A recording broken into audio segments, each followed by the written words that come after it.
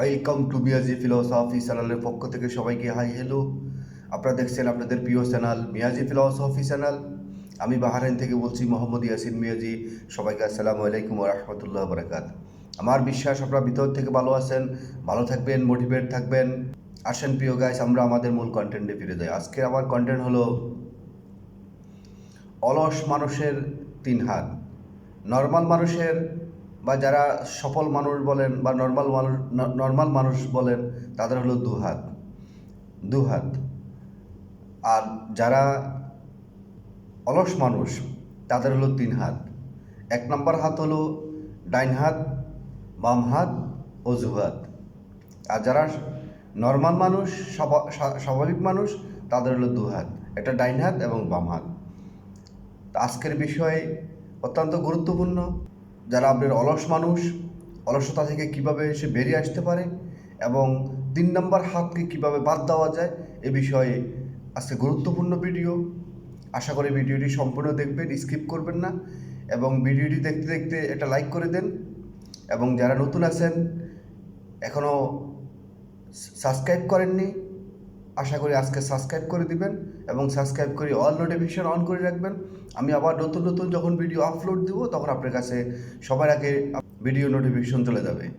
আপনারা যদি আমাকে কমেন্টস করে নাই জানান তাহলে আমি কীভাবে বুঝবো যে আমার ভিডিওটি ভালো হচ্ছে না খারাপ হচ্ছে। তো আশা করি একটা লাইক, এখন একটা কমেন্ট এবং সাবস্ক্রাইব করে দেবেন। তো আজকে অলস মানুষ দিয়ে শুরু করি, যাদের হাত তিনটা, ওটা দিয়ে আজকে শুরু করি। আজকের ভিডিওটি একটু আজব। যে এতদিন শুনে আসছি পৃথিবীর প্রত্যেকটা মানুষের হাত হলো দুইটা, আজকে শুনতেছি হাত নাকি তিনটা। হ্যাঁ, হাত তিনটা।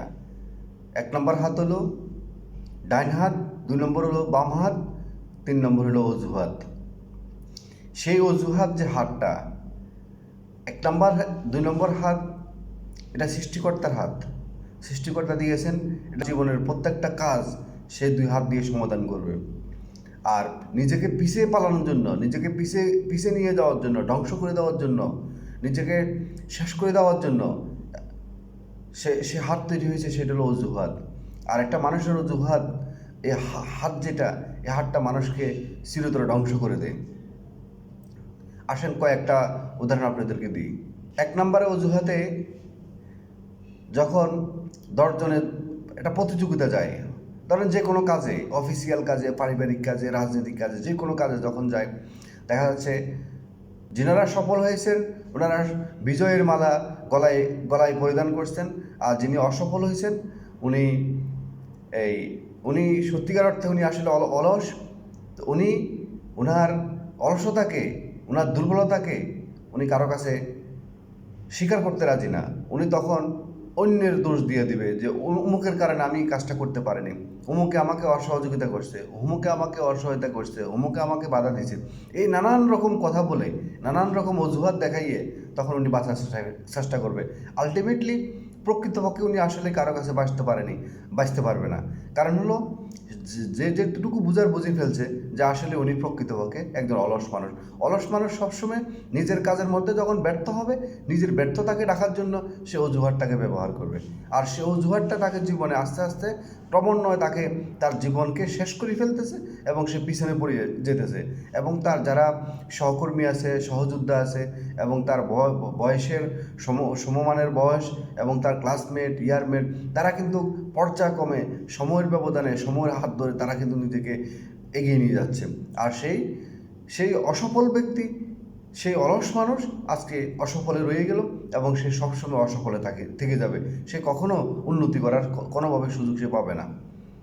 অলস, আমরা যারা অলস ব্যক্তি, সে অলসতা কীভাবে আমরা দূর করব সে ব্যাপারে আপনাদেরকে কিছু টিপস দিব। রাত্রেবেলা নির্দিষ্ট টাইমে ঘুমাতে যাবেন এবং সেই ঘুমটা যেহেতু আপনি স্মার্টলি ঘুমটা হয়, সেই ঘুমটা যেন আপনার 6 থেকে 7 ঘন্টা, হাইস্ট 8 ঘন্টা। 8 ঘন্টা না ঘুমানটাই বেস্ট। 6 থেকে 7 ঘন্টা, 6 ঘন্টার নিচে যেহেতু না হয় এবং 8 ঘন্টা, 6 ঘন্টার নিচে যেহেতু না হয় এবং 7 ঘন্টা, সর্বোচ্চ 7 ঘন্টা লাইফে ঘুমাবেন। দিনের বেলা কখনো ঘুমানোর চেষ্টা করবেন না।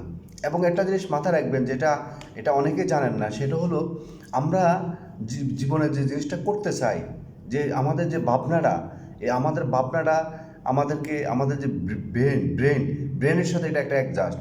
তো আমরা যেটা চিন্তা করি ওই চিন্তাটা আমাদের ব্রেনের সাথে অ্যাডজাস্ট হয়ে যায় এবং আমাদের ব্রেনে ওইটাকে আমাদেরকে সিগন্যাল দিয়ে দেয়। যেমন যখন আপনার ঘুম থেকে যখন আপনার বারবার যখন প্রয়োজনে অপ্রয়োজনে অনেকে দেখবেন কোথাও বেড়াতে গেছে, দেখা যায় তার পাশে একটা সোফা আছে, সে সোফাতে না বসে সে খাটের মধ্যে বসবে।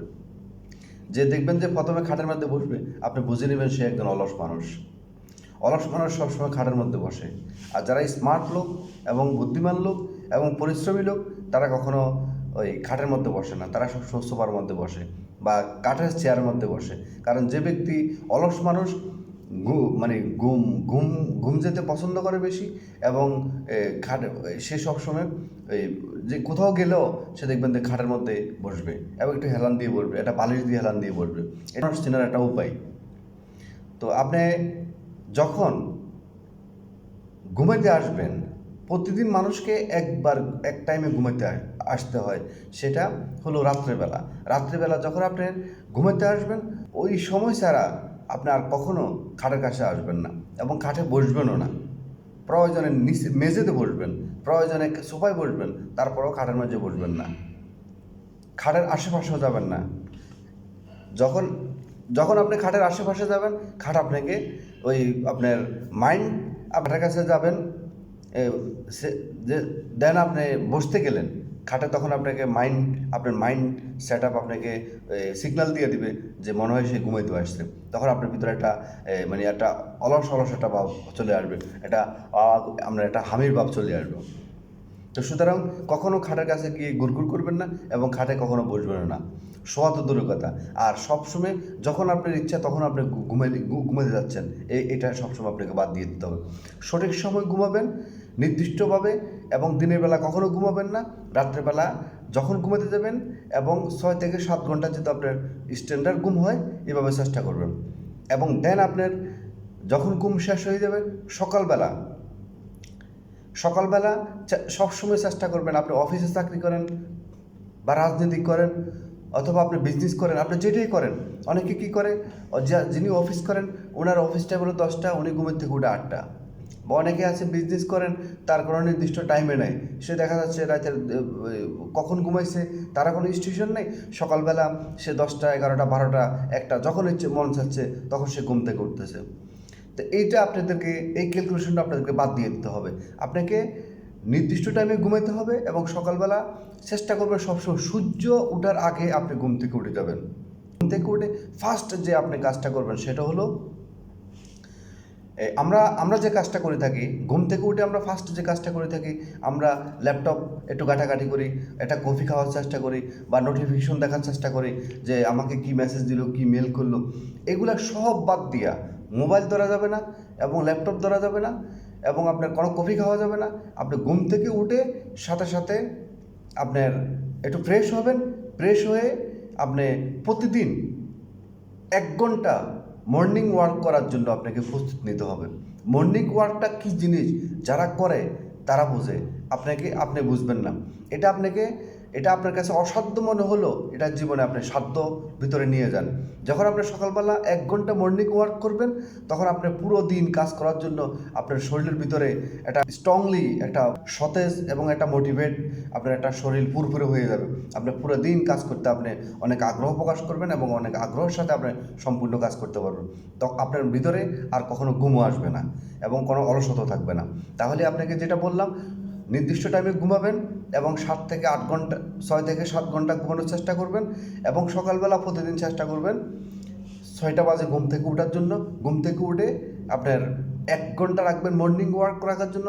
মর্নিং ওয়ার্ক করলে আপনার 2টা সুবিধা, একটা হলো আপনার সারাদিন যে কাজ করবেন কাজের মধ্যে আপনার অলসতা আপনাকে আর ছুঁতে পারবে না এবং 2 নম্বর যেটা সেটা হলো আপনার বডি ফিটনেস আপনার সবসময় ওকে থাকবে, আপনার ব্লাড সার্কুলেশন সবসময় ভালো থাকবে।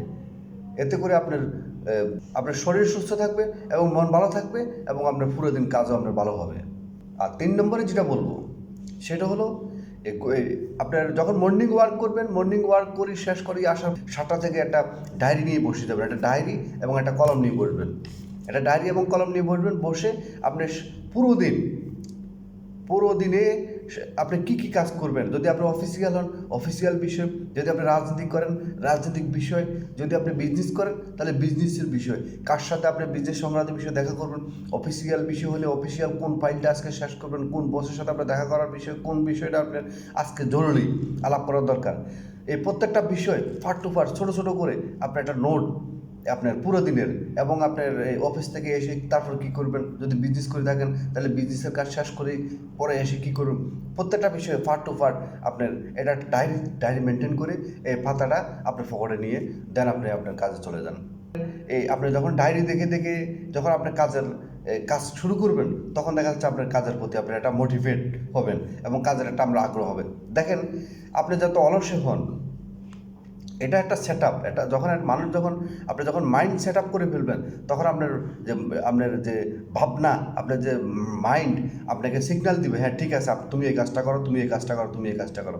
যখন আপনি কোনো পরিকল্পনাই নেই আপনি আজকে সারাদিনে কী করবেন, আপনার কোনো পরিকল্পনা নেই, আপনি অফিসে গেলেন তো গেলেন 9টা 5টা ডিউটি করে আপনি চলে আসলেন, মাস শেষে বেতন পাবেন, সেজন্য আপনি কোনো পরিকল্পনা করলেন না, এলেন তো এলেন, গেলেন তো গেলেন, তাহলে আপনার জীবনে আপনি কখনো সফল হতে পারবেন না এবং আপনার মাইন্ড আপনাকে কখনো সিগন্যাল দিবে না যে তুমি এই কাজটা করো ওই কাজটা করো। যখন আপনি নির্দিষ্টভাবে যখন এটাকে ডায়েরি মেনটেন করে যখন আপনার এই কাজটা শুরু করবেন তখন আপনার ওই যে মাইন্ড এটা আপনাকে আপনার এটা মাইন্ডের সাথে আপনার ডায়েরির সাথে এটা সেট আপ হয়ে যাব, তখন আপনাকে এটা সিগন্যাল দিব যে এই তুমি ওই কাজটা শেষ করো, আগে ওই কাজটা প্রথমে শেষ করো, ওই কাজটা প্রথমে শেষ করো, ওই কাজটা জরুরি দরকার তোমার। এবং দেখেন তখন আপনার ভিতরে যে অলসতা আপনার ভিতরে আসার কোনোভাবে সুযোগ পাইতেন না।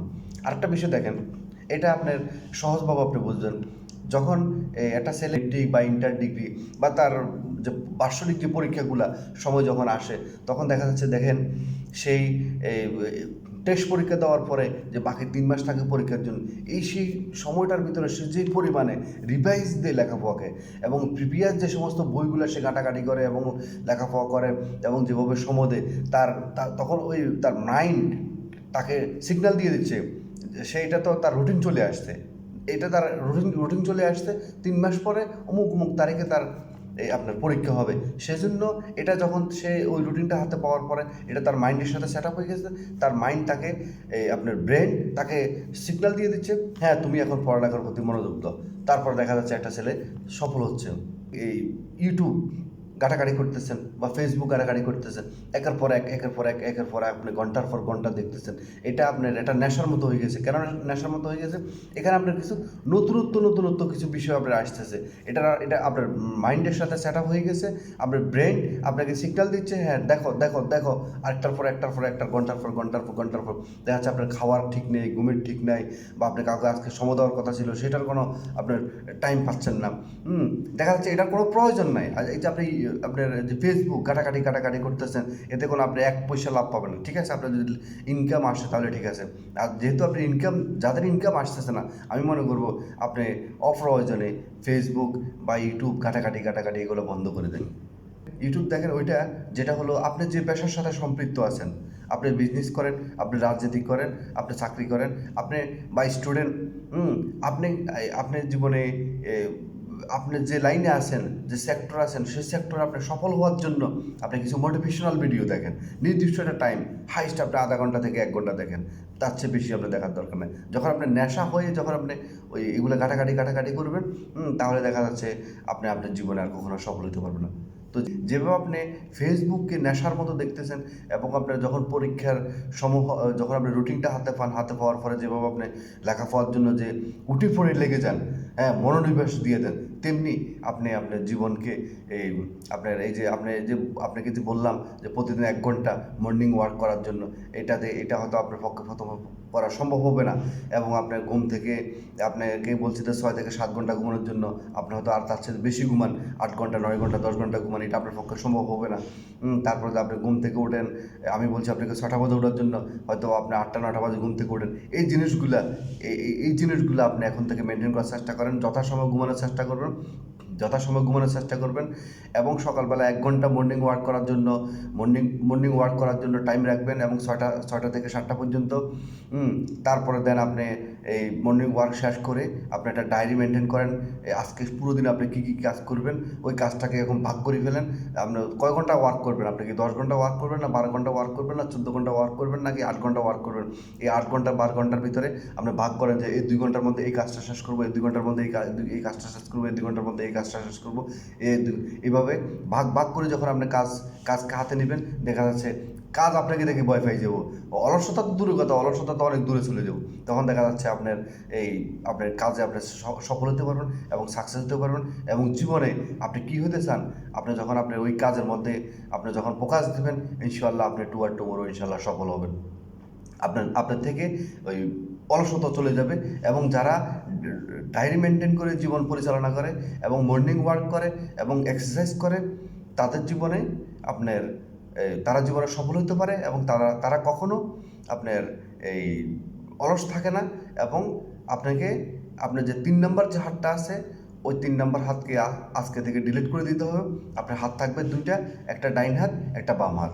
3 নম্বর হাত যেটা অজুহাত, আপনার অলসতার কারণে, আপনার ব্যর্থতার কারণে আপনি কাজটা করতে পারেননি, আপনি অন্যের উপরে দোষ দিয়ে বাঁচার চেষ্টা করতেছেন, এটা আজকে থেকে বাদ দিয়ে দিতে হবে। আজকের ভিডিওটি এখানে শেষ করলাম। আবার নতুন একটি ভিডিওতে আবার দেখা হবে, কথা হবে। ততক্ষণ পর্যন্ত ভিতর থেকে ভালো থাকবেন, সুস্থ থাকবেন, মোটিভেট থাকবেন। আবারও মিয়াজি ফিলোসফি চ্যানেলের পক্ষ থেকে সবাইকে আসসালামু আলাইকুম ওয়া রাহমাতুল্লাহি ওয়া বারাকাতুহু।